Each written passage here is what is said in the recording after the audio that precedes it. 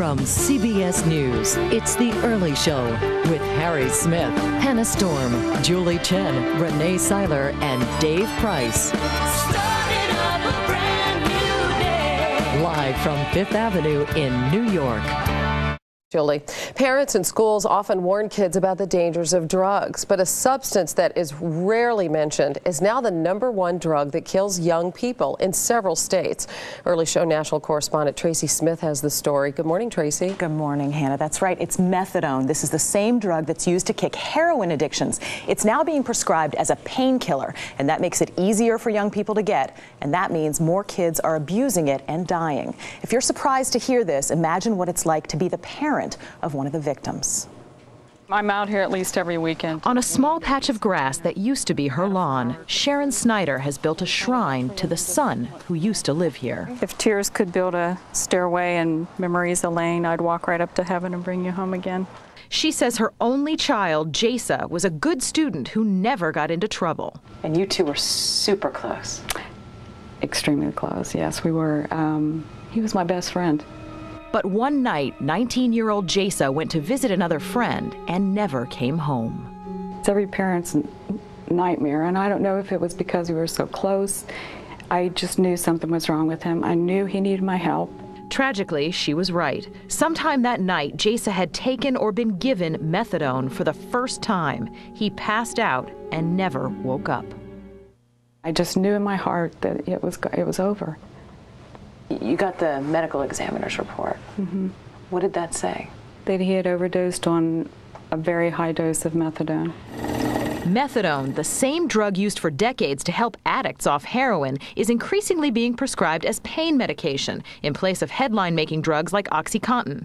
Teenagers can find it in their parents' medicine chests, sometimes with fatal results. The one prescription drug that keeps going up in terms of the absolute numbers of death and the rates of increase, particularly for children, is methadone. In fact, methadone kills more young people in Florida than any other drug. It's murderous. Look at the death rate. It's absolutely out of control. One reason, methadone stays in the system for days, so every drink or drug taken afterwards can cause a lethal reaction. And too often, teens have no idea what they're taking. Before you go to a party, you go through your mom and dad's medicine cabinet and you take all different pills. And you walk in and you just dump them in a bowl. And people in a party just help themselves to pills that are in a bowl. Undercover agents from the Palm Beach County Sheriff's Department showed me just how easy methadone was to buy. What are we going to do today? Today we're going to go down in Lake Worth and attempt to buy some methadone from a lady I've been talking to for the last couple weeks.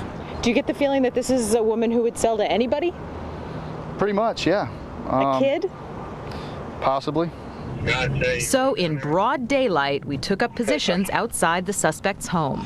So what we're going to do is we're going to hide out here in the car while one guy goes up and buys the drugs. This is a little strange because apparently this woman has a cowbell attached to her fence. You ring the cowbell, she comes out, and she sells you the drugs. This time, it's methadone. This should be her walking. And right on schedule, our suspect showed up, looking more like she was on her way to a bingo game than a drug deal. After checking out the street a few times, she approached the agent's vehicle. I'll be right back with it, all right? All right, cool. She insisted on doing business away from her house and drove off with the officer. All right, she got in the car and they're turning around the block. The transaction is brief. On this police surveillance tape, you can see her handing something to the agent. A few seconds later, she was on her way. And there she goes. All right, they just completed it. She got out. She's walking back to the Albertsons. And this is what she sold him. Each one of these is 40 milligrams. It costs $20. Now, usually you can see that this is in quarters, so you probably should only take a quarter of this. But kids don't know that. Take the whole thing, and that's how they end up dead. Sharon Snyder may never know how much methadone killed Jasa, but even knowing that wouldn't bring back the son whose ashes she keeps in a locket close to her heart. People say to me, why don't you just move on? You never move on. You just go on every day. Now, this is not just happening in Florida. North Carolina, Texas, and Washington have also seen a rise in methadone deaths.